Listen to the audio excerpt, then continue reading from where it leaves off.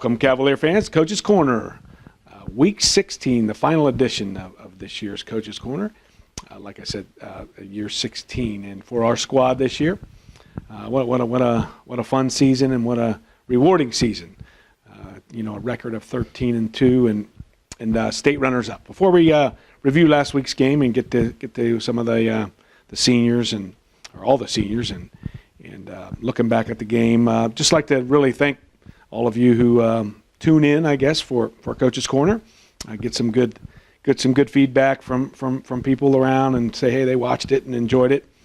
So I'm glad you tune in and stay in touch with the CAB program. Also like to really thank all the fans that traveled to Columbus last week on a clear, cool, I guess. Wasn't really too cold with a little wind up in the shoe, and our crowd was just excellent, awesome compared to the crowd of Canton Central. And I know we have a town, and they're kind of just a school within a city, but it was a great crowd for us, and really thank you for the support that you've given us over the years. So looking back towards last week, even though certainly we're disappointed with the loss, we felt like right there at the end that we were going to pull that thing out, and certainly disappointed that we didn't win the game, but also after you get over the sting in a couple days and really look back at the season and the accomplishments of this senior group and juniors that helped this varsity team. So many good things and such a rewarding year for a group of young men that senior-wise were inexperienced, were unproven, were the team, I guess, that maybe weren't expected to win the league and make the playoffs and get to the state finals. So proud of those guys, these seniors and the juniors that helped. We had 7, 8, 9, 10 juniors that really played a good role in this. So congratulations to our team and wow, what an excellent season. So looking back at the game against Canton Central, we came in a little bit wounded. As you all know, Neil Molenkamp, actually, we did find out that his ankle was broke, so he tried to play the game with a broken ankle or a fracture in his ankle. Big Zach had a broken finger. Patrick Klosserman had broken his ankle a couple weeks ago, so we came in a little bit wounded. But take nothing away from Canton Central. They played a really good defensive games. They made some adjustments from the last couple of years and did some good things defensively. Certainly we missed some opportunities, 3 opportunities in the first half where we got down inside the 30, 25, maybe even the 20, and really didn't get any points. So that was really disappointing. The defense played great the whole night. We held them to a field goal, a 48-yard field goal in the first half, and really they had one 20 or 30-yard gain on a screen pass that got them in field goal position. So 3-0 at half, and so our guys were a little tense and worried, and we tried to just say, hey, don't panic, fellas. We've been behind before, and come back out and play, and we come right back out, throw an interception, and they go down and score a touchdown and make it 9-0. They miss the extra point. So, we really kind of kicked it in gear from there and played really, really well the rest of the second half. We scored 2 touchdowns. Neil got a touchdown pass on a semi-scramble play, and then we had a nice long drive, and Dylan punched it in for a touchdown on a run, and then the defense kept holding them, and we held them with about 5-6 minutes, and we got a first down or 2, punted it down, and we're thinking, gosh, they got to go 93 yards, I think, something like that.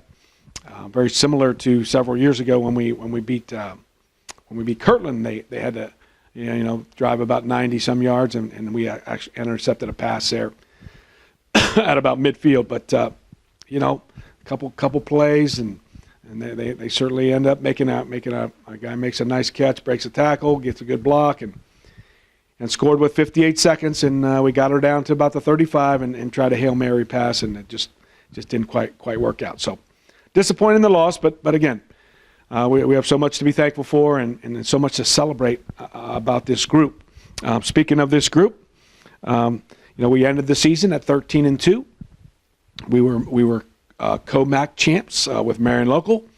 We did beat Marion during the season, so that's a huge feather in our cap. They ended up winning the state title, and that was a heck of a team that they had. So that was was the big win that got us really confident and playing really well. Certainly regional champs, state runners-up. This group in the playoffs in their 4 years, 19-1 record with 3 state titles and 1 state runner-up. Certainly, like I said, we beat Marion. This group of young men are part of since the year 2000. We have 215 wins, which is the most by any school in the state. Over 700 high schools that play football in the state, and we have 215 wins. And Marion is second, and I think they have 201 or 2, something like that. So, and after that, it goes down to I think 160 wins by the third team. So, feel like us and Marion have a really good program since year 2000, and we feel great about being the leader of the whole state in all those victories. Let's see here. Like I said, that the senior group of inexperienced, unproven guys really came through for us this year and played well and got better and better and better throughout the year, and really proud of those guys. And so these guys, I'm going to use my cheat sheet a little bit here because there's 18 of them, and I want to make sure I don't want to miss anyone. So I want numerical order, but those seniors that certainly need to be recognized on Coach's Corner. Number 2, Jared Plyman. 6, Lewis Berry. 7, Dylan Toby. 14, Alex Molenkamp. 16, Neil Molenkamp. Number 20, Nate Rindler. Number 30, Ryan Vegatis. 37, Patrick Klosterman. 44, Ryan Kanapke. 52, Cody Gear. 56, Troy Sanning. 58, Ethan Ligers. 59, Andrew Seifring. 66, Adam Waite.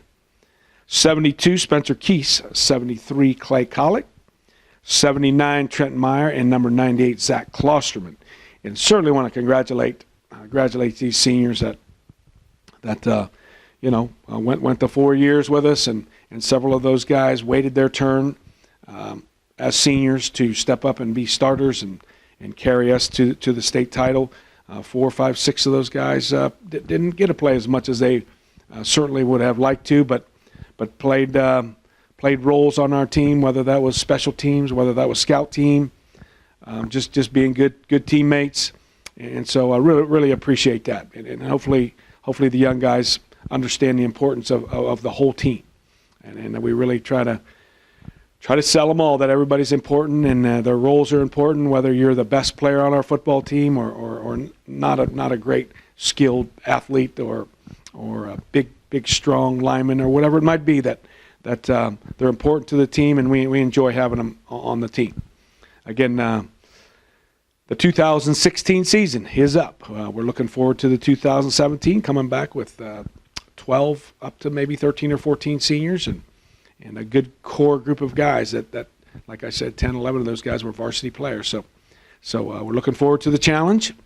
And again, I want to thank those supporters of Cavalier football. It's such a fun thing for our community and for our school, and certainly I'm very fortunate to be in Coldwater with a great coaching staff and really good kids and great parents, especially our senior parents that this year that just helped us so much and did everything feel like the right way, and I appreciate you guys, and hopefully you appreciate your sons. I know you appreciate your sons, but hopefully our staff that tries to help these young guys become more mature and hopefully have a positive experience in the Cavalier football program. I'd also like to thank Mike, who's right across the camera from me and put so much time into the cavfootball.com and the interviews and all this kind of stuff that he's doing that because he enjoys it and likes it, and so I appreciate that, Mike.